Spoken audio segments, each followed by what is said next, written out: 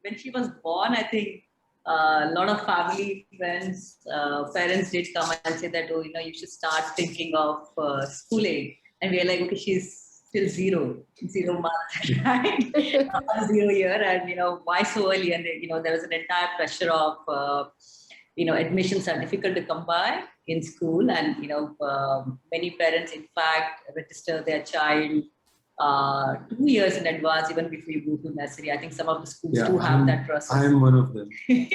Yeah, so we almost, signed up Maina to a traditional school within a 1 week of her being born. Yeah. And I think we got a meeting come up and he said, I'll do some other time. And that never happened after that. And I'm glad.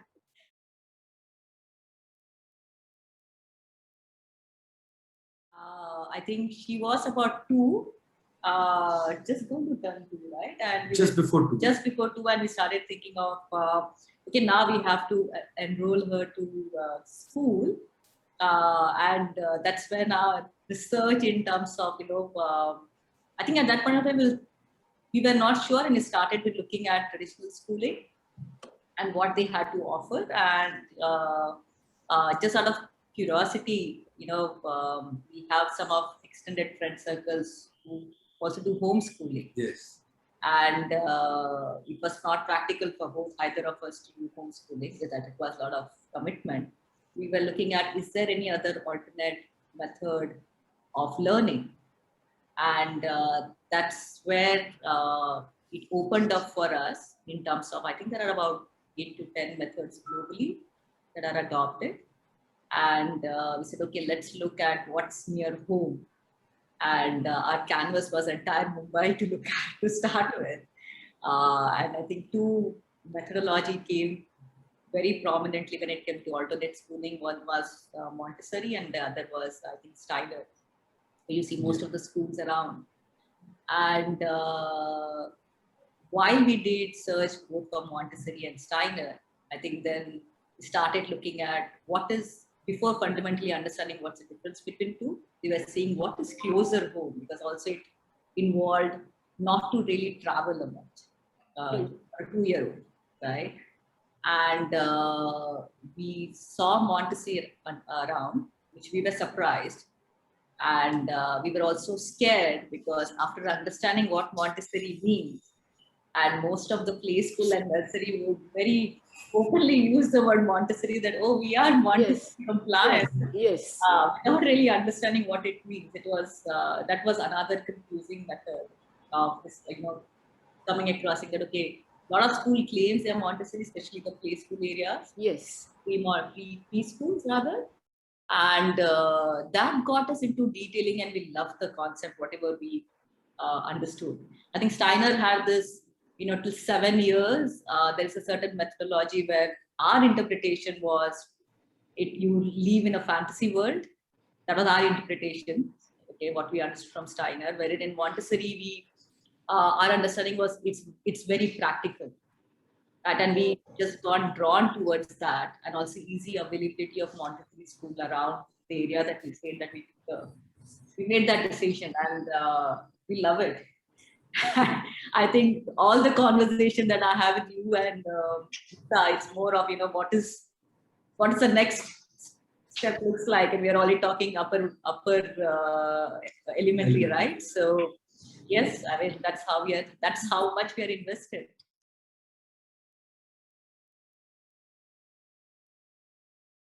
Was it 1? I'm not sure whether it was 1 3. So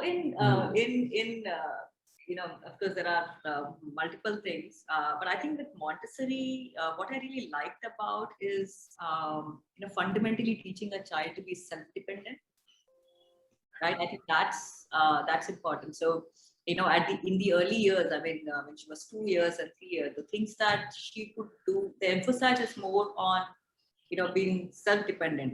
Please, I mean, you can do things yourself and not really focus on learning alphabets and numbers, that can follow. But doing things by yourself, it could be as simple as, wearing a shirt, right? It's difficult for a 2-year or a 3-year to do that, but you teach the child how to do that. I think that is one. And second is, I think it's, I would say respect, right? The entire concept of let the child walk into the class and let the child decide what she or he would like to do on that day, to like to learn on that day, right? And the environment enabling that, respecting that. Okay, if this is what you want to do, let's go ahead and learn this, Yeah.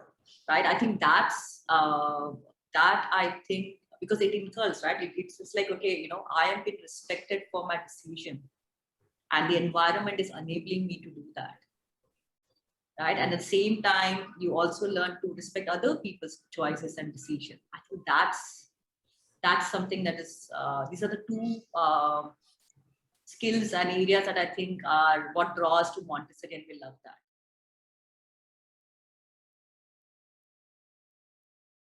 So many of them. I mean, in the building, we have kids who go to all types of schools. They're kids who go to SSC, ICSC, IB. Yeah. And you can see the way these kids come together and interact. We've got extended family here in Bombay, or when we travel elsewhere, where we see kids from other forms of education. And the way Maina holds her own with them, against them, if there is some form of a discussion or an argument, that is proof enough that she's doing just fine, and we'd like to just continue on that. Now, I'm not able to single out instances, but you see the quality of interaction, the quality of exchange that happens between these kids, all of different ages.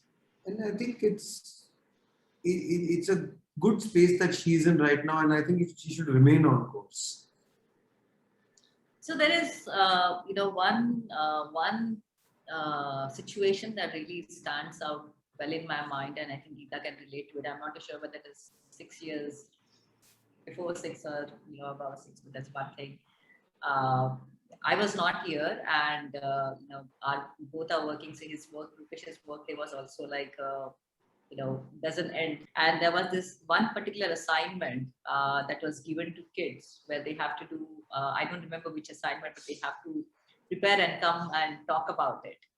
And I forgot about it, and I to inform Rupesh to, you know, work along with Maina to see that she's ready with her research to talk about the subject.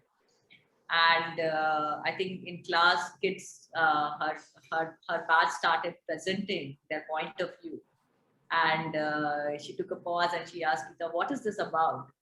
And you know, Geeta said that, "Oh, this was given some time back," and you know, Maina took it well. She's like, "Okay, you know, my mama forgot." And my dad comes very late in the night, and then it's my play time. I would rather play with him than work with him. So tell me, what is it about, right? And Geeta explained her what the subject is, what the methodology is. She came, she prepared, okay, and she did tell me over the phone that, "Oh, you know, you missed this thing. I have to prepare this. I'll prepare and I'll see." Okay, and I did mention Rupesh, and Rupesh came up early as much as he could, and he said, "Okay, let's work together." She's like, "No, I'm ready. Let's just go ahead and play." And the next day, she came and spoke about that subject, and that what she spoke was a culmination of what she just didn't learn in the class in that many months, but over a period of time, because Montessori is like you built on a subject, right? And she was able to talk about her learning over a period of year at Montessori on that subject, plus whatever she could consume with her own self-research. And she spoke very confidently, right? And honestly, it was a very proud moment for both of us. I can imagine, yeah. Yeah, that like she was mature. I mean, that's a level of maturity. Because there are many other similar things, but Yeah. this really stood out because the child is able to comprehend the surrounding, is well the learning over a period of year, the methodology of learning, right? Because that's how you remember. It's there, and the child can come and speak about it. I think that is brilliant.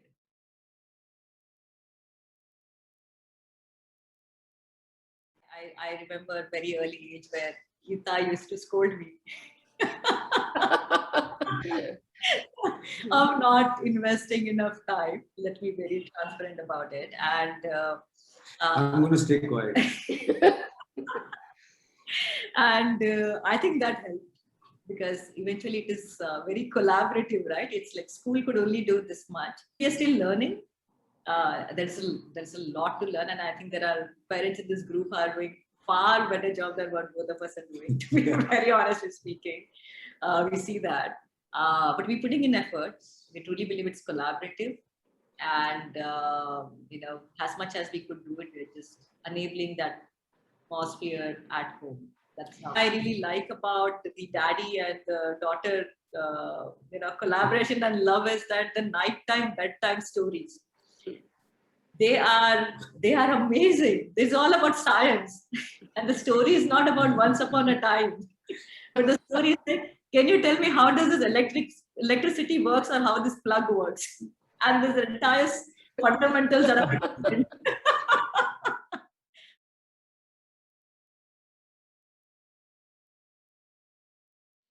I think it's just the pace of her own development.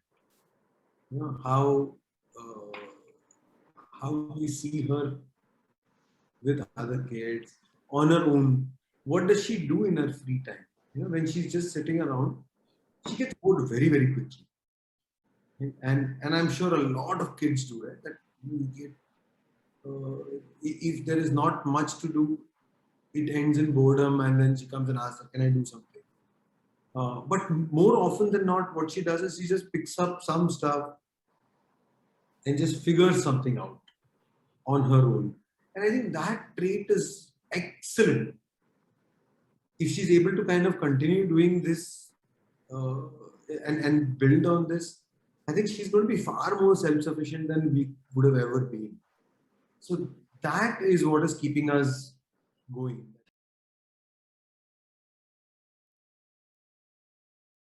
She figures out that the sum total of our knowledge is only a little bit, and there is a lot more that we can do and learn in life.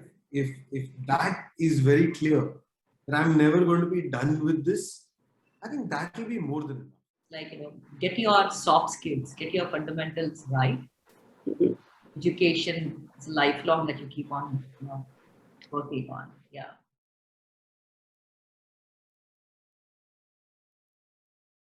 Formative years, right? So, I myself went through a lot during that time. I went to one of the best schools there was in town, made the best friends that I could ever find. And I think those things just remain.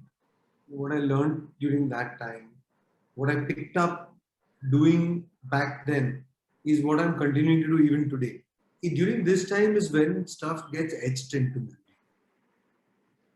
very, very quickly. Some of your intrinsic sort of qualities start developing at this point, and they continue growing further on.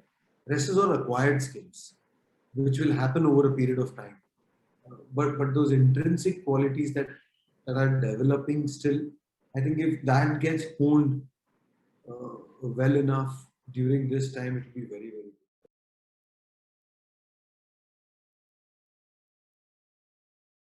So that positive reinforcement, encouragement, that what you've done so far is very, very good, and just stay on that course. Uh, I think that is something that I am doing.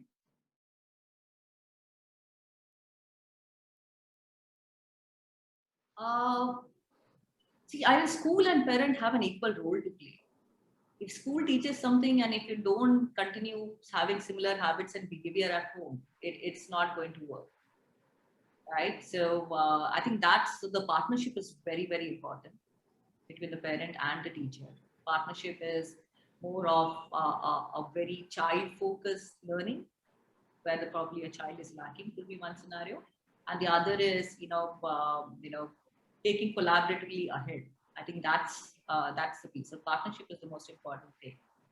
What we expect from school is since all of us are very new to this methodology, right? I mean, we've spent about 6 years, 7 years, but we're still saying we're new because every time we have a conversation with Geeta, we're discovering something new, right? So we want that continuous guidance in terms of what that method looks like, and this is the right behavior of doing it.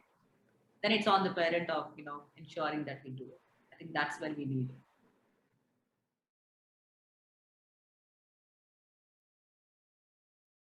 I think most of the parents, right, that what I've been hearing is the concerns are at two levels. One is the more you delay so-called traditional formal education that we are all aware of, it becomes difficult to get admission in school that parents desire. Yes. Right? That's very important. Parents desire. I don't know what child wants, but parent desire. That's one problem. And it is certainly a concern because getting admission in schools is difficult. Okay, that is one. Second is what also the other way the format and the work, the learning environment is structured. Right? They say that, we don't, so for the, it's from the parents mindset, we don't understand how are they learning, right? They learn one concept in year one, the other concept in year two. They don't finish that concept in that particular year. Right? So it feels from their point of view, it's incomplete. That is one. Second is, child is not competitive enough. So if the child today doesn't understand that I have to give examination to get better grades, to get into that engineering college or that, any other MBA college that I want to get into. If the child doesn't get into the habit of writing, giving exams, studying 12 hours a day, that kind of a routine, my child will never become a professional. So the mindset of being into Montessori is maybe the child wants to become an artist and not a serious profession. Yeah. Is most of the mindset that parents bring into conversation when you tell a child, when you tell that, your child is a Montessori child, or many times even probably that case could be in the IB child also, is what I'm guessing, right? And the biggest challenge here is the limited understanding of a parent other than anything else. Because if they open up, and I feel that, then the extent of what, you could do with your child is a lot more than you can find to a traditional method of learning. And I think the first step every one of us taken, right? We are all in this meeting conversation in this room where we get that. It's just now that we got into it, we just need to keep on figuring it out as we move from year one to year two to year three, right? And we are seeing experiences. And I think, earlier it was difficult to really gauge, like, is my child learning enough? And when I say learning enough, is more from a more traditional method of, first grader is equivalent to first grade, second grade, and third grade. And now with all of us being at home, working from home, we see our kids more closely, at least both of us are, and the friends around them, right? How they behave, how they react. You clearly see most of the kids get somehow, it comes naturally to them to get stressed with the fact that, oh, this child knows, and I would pretend that I know it. I've seen this, right? And I see Maina behaving the same, and like, okay, I don't know. And, just be very easy with it. Like, I don't know this thing. Okay, I'll find out and move on. But the other kids around in the room would say that, they would either pretend that I know it when they don't know it. And if they speak, when they say something, it's more like a mugged up. If they lose a link in between and you ask the next question, they will not get it because it's like 1, 2, 3, 4, 5. Yes. I will not know what. Yeah. That's very scary. Yes. That's very, very scary. And we certainly don't want to be in that situation. So that's a big difference that we see.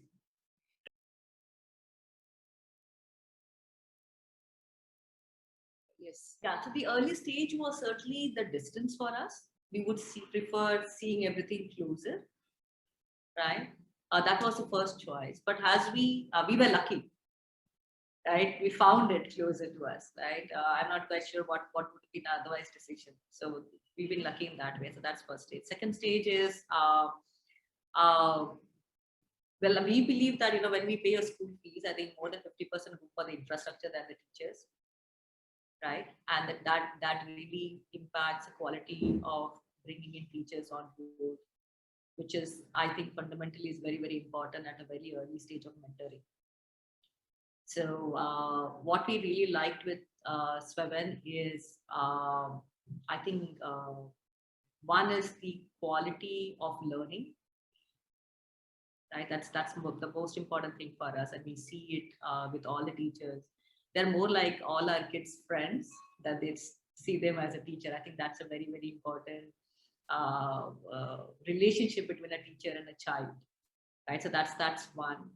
Second is, I think this entire continuous feedback loop Yeah. that Sweven does, right? Asking whether it's, now the entire format of learning is changed, how comfortably you have been flexible with the formats, and at the same time ensuring that the child is up to speed with whichever stage the child is at, right, of the learning.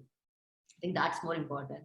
We as a parent feel sometimes that you guys are going way and beyond as a teacher to invest into child, and that's what we sometimes feel like, okay, somewhere you need to stop. I think you're just, you treat the child as if your own child, and like, I have to get this done, right? I think that love is and care is something that we like. That's a sense that we enjoy the most. And the secondary part is the security, is in the secure environment, right? And the space is a secondary piece. But when you say space, right, you're in the city of Mumbai. I mean, when you speak of space to Rupesh, who comes from Bangalore, and speak of space to me, we'll be talking two different things, right? Yes. When we say space now, right, the space is more of for the child, and it's not like a physical space. It's space to express yourself, space to have fun with your friends, and continue that fun after class, right? And those are the things of space that are important to us, and we like that. Yeah, that's some of the reasons. Thank you. One more thing that comes to mind is when I read Mina's report card. Now that is an eye opener. I mean, my report card used to have numbers, and some places there used to be some grades and a line or so at best that was written at the end of it, right?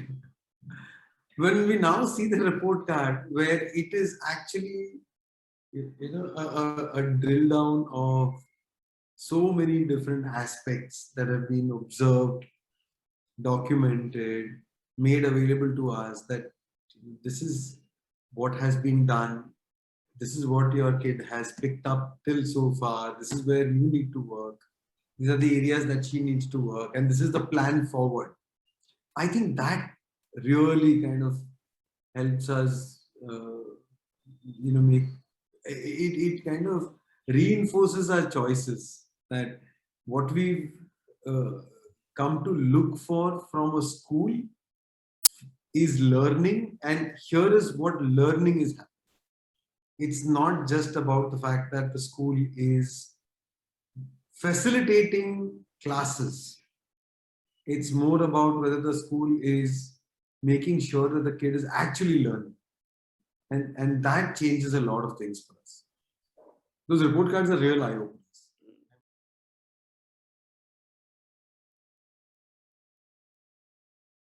I don't know whether it's wisdom or not, but I think just let your kids be.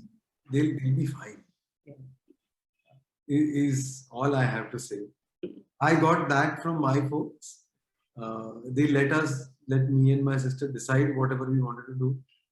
Some were good decisions, some not so good, but in the end, it all just worked out quite well.